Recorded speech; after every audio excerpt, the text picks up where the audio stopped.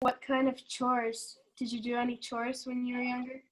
Did I do any kind of chores when I was younger? In elementary and junior high school and high school, when I was living at home, I didn't really do much. Um, Grandma Roz and your Aunt Vera, who I lived with, and Grandma Jordan, your great grandma, they pretty much took care of everything. So, as it is, that's probably the reason why, right to this day, I'm not very domestic. Uh, Annalisa, my perfect wife, because she's tidy and she kind of cleans up after me. I mean, I'm not sloppy, but I'm just not tidy. And Did you get an allowance? what's that? Did you get an allowance? I got an allowance. I think probably $1 a week. And then when I got to high school, by the time I was 14 or so, what I did is I supplemented my allowance by working. I worked from the time I was 14 all the way through college. When I was 14, I started delivering clothes for a dry cleaner, and I delivered prescriptions for a pharmacy, and I worked I worked by delivering barbecued chickens around the neighborhood. So I was always working and making enough money to do what I wanted throughout junior high school and high school. And with that money, I got into various hobbies. I got a camera, and I was really into photography. And I started collecting stamps and coins. I was really into that. And I collected tropical fish, and I was really into that. The trouble with tropical fish is the aquarium always needs to be cleaned. And Grandma wasn't going to do that for me. So the aquarium kept getting cloudy and cloudy and cloudy. And so I wasn't a good tropical fish collector. But I worked all the way through high school, and then I worked my way through college too, because my family didn't have hardly any extra money. So in college, I worked at an Army Navy store 40 hours a week and still got A grades, straight A's, and still had a blast. And so work, I always was able to find work, and I always was able to have enough money to do what I wanted. But so allowances weren't very much, $1, maybe tops $2 or $3 a week. What do you get? I don't get an allowance. You don't get an allowance? What do you get? I don't really do chores. As you can see, my bed is very messy. Yeah. In the summer, my mom makes a list of chores we can do, and then like prizes we can earn. So sometimes, like if I make my bed or take Humphrey on a walk or mow the lawn or take out the recycling and the trash, then I can say, oh, I want $10 and $5. So. Okay, well that works, huh? Good. Yeah. Okay, so how did you spend your money that you earned? Well, like on on those hobbies that I mentioned to you.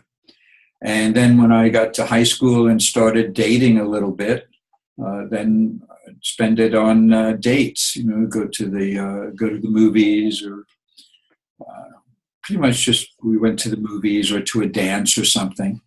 But so there wasn't much to spend on other than my hobbies, actually. Okay, hold on.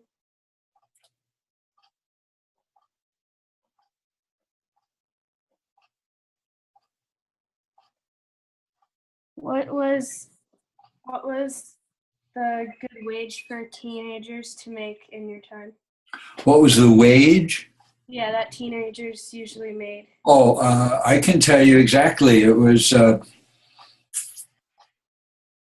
when I was a teenager in high school. I would make 75 cents an hour.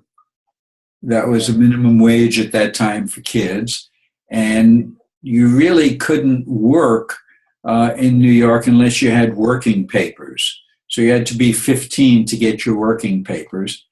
And but most kids in New York, what we did is we would forge our working papers. Even though we were 12 or 13, we would get our working papers, and that would allow us to go to work.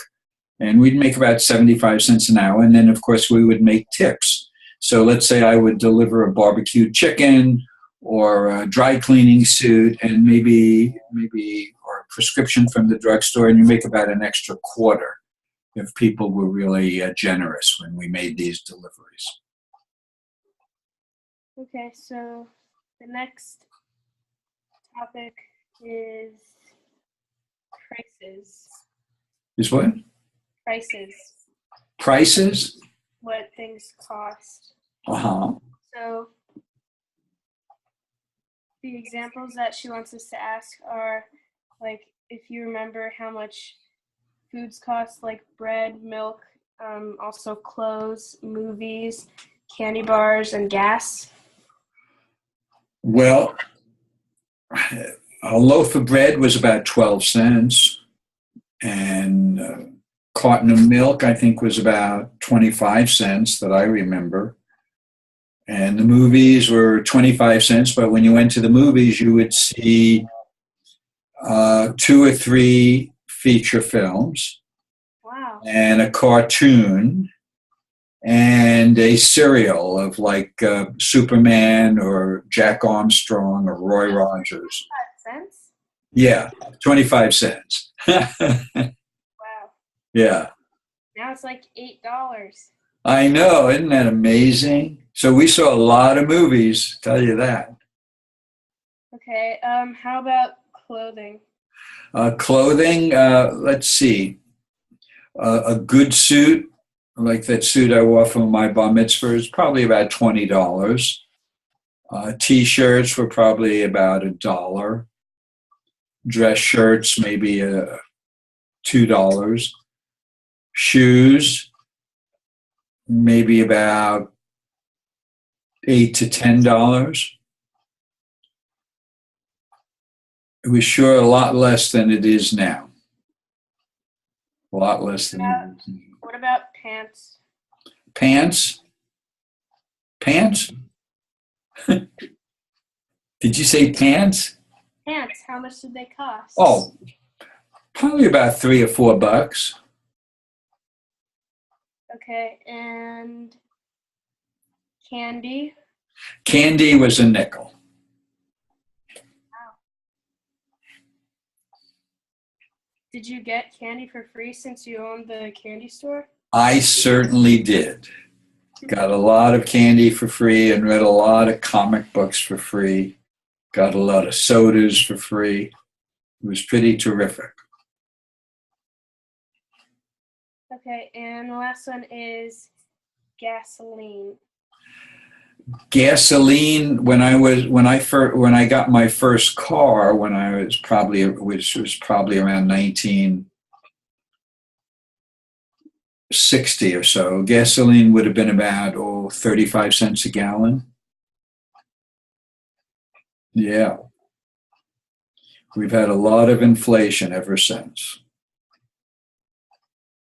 Okay, so that's all for prices.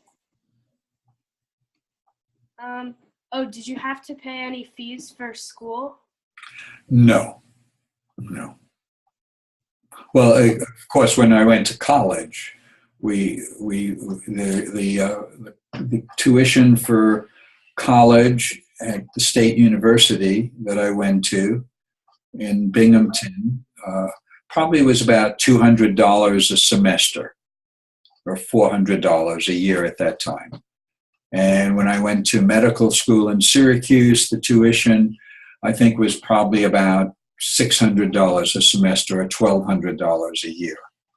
So basically, tuition costs have gone up around 10 times since then. Yeah. But as far as elementary school and junior high school and high school, it was all free. And New York City had a wonderful, wonderful public health system, a public school system. Okay, the next topic is fads. So The next topic is what? fads. Bad? Fads. Oh, fads. Okay. Do you remember any? Do you remember any fads from your teenage years?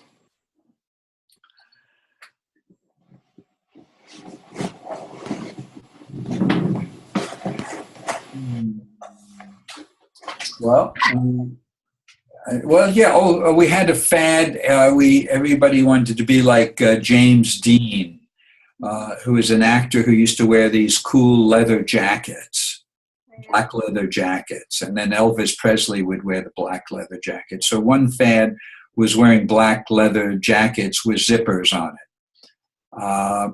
I never did that, although I would have liked to, but it was just too expensive for me. So that was one fad. Another fad was well, doing the jitterbug, the Lindy Hop, we called it then. So we like to go to dances and jitterbug away, and we'd also do the rumba and the mambo and the cha-cha, and basically when I was in high school, what most of the kids did is we went to we took dance lessons at Fred Astaire studio. And so, and those dance lessons were the mambo and the rumba and the cha-cha and the foxtrot and the jitterbug. So everybody was doing different dance steps. And I must say your grandpa Ed was pretty good at that. So those are the fads that I remembered. And then of course there were the music fads, Beatles, and the twist, and those were the big fads at the time that I remember. Okay. Do you remember any of the slang that people used? The slang. Only some words that weren't very nice, describing people of different culture or different skin tint.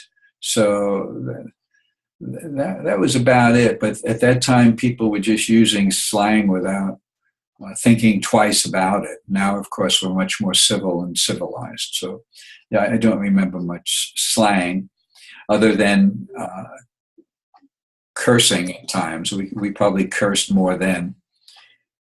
And just a couple of weeks ago, I had an accident in the gym where I dropped a dumbbell on my foot. And I got to say, I came up with some slang words I had totally forgotten I knew. Shouted them out pretty loud.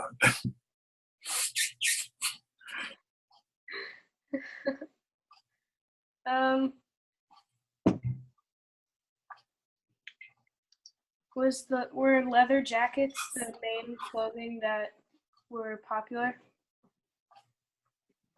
Say again? Were leather jackets the main article of clothing that was popular?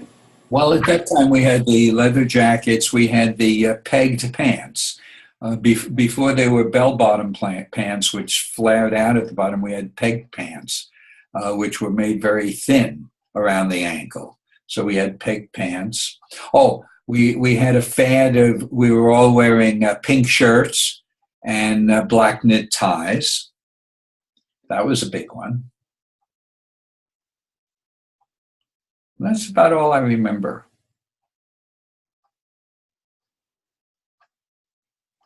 Okay. The activities you did in your free time were like the stamp collecting and collecting the tropical fish? That's right, and photography and collecting coins. That was during, and again, that was during junior high school and high school. Mm-hmm. After high school, and I didn't have much time for hobbies. Okay. And that's all for fads. Let me just write down a couple of things. Well, I take it back. And the other fads, though, I think, especially when I got into college, the other fads were there was some cultural and literary fads. The big fad when I was in college started to be the emergence of the beatnik generation. Uh, Kids were starting to dress a little more casually and grow beards and write more poetry and just curse more, actually, I think. And it was the beginning of the beatnik generation. And that became, I don't know if we can call it a fad, it became a new cultural phenomenon. But that became big when I was in college. The other thing that became big when I was in college was the literature phenomenon of people like Jean-Paul Sartre, who is a French philosopher and writer, and Ayn Rand, R-A-N-D, who is a woman American writer, also a philosopher. So the fads when I was in college were more cultural fads around the beatniks, and more literary fads around Ayn Rand and Jean-Paul Sartre and existentialism. It all got pretty intellectual, because when we're in college, you either became intellectual or just forgot the whole thing and just dropped out. Okay. Just copying that down.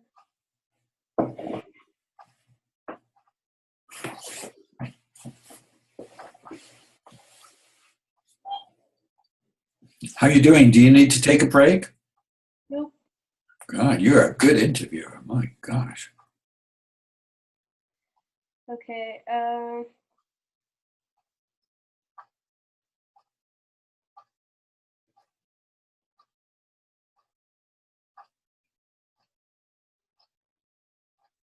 The next topic. Hold on, let me see who this is. It's your grandpa, Mark. Can you hang on one second? Hi, Mark. Good. At this moment, I am Zooming with my best granddaughter in all the world, Leila Pervezpour. And we're in the midst of an interview about my entire life here for her school project. Okay.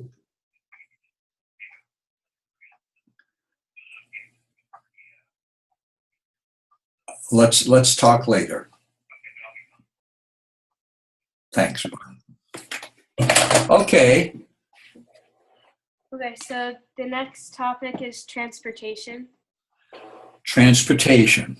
Yes. And the first question I have is, what were your family cars like?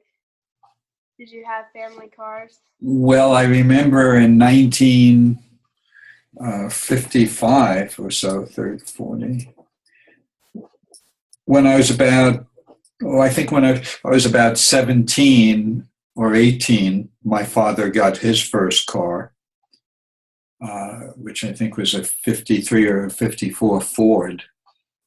And I didn't get my first car until I was about 21 years old. I was I got my first car. Well, oh no, I take it back. I got my first car when I was 19 years old in medical school.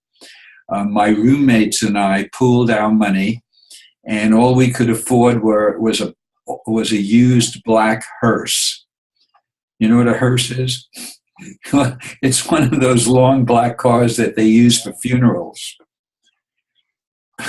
So all we could afford was a hearse. So we thought that was pretty cool. So the three of us roommates in medical school, we all shared ownership of this hearse. And it was cool because it had curtains in the back and cots in the back.